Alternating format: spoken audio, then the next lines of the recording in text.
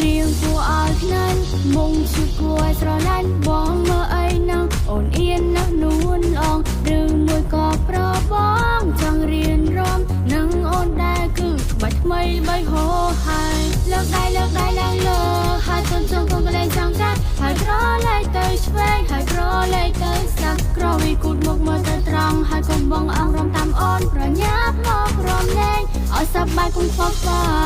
យ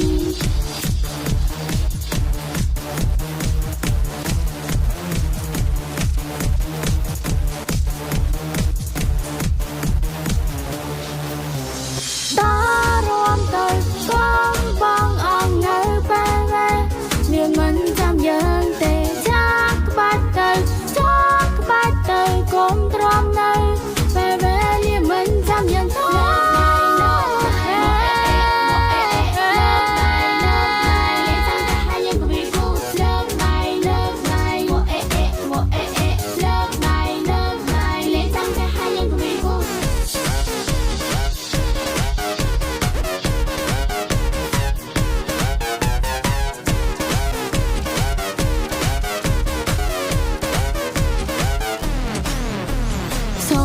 ជាស្រ័យហើយកុំប្រកាន់អីបងប្អូនប្រុសស្រីបើមានខុសឆ្គ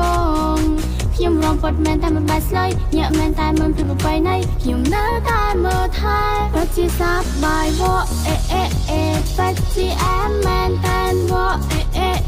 ពិតជាលយមែនតែ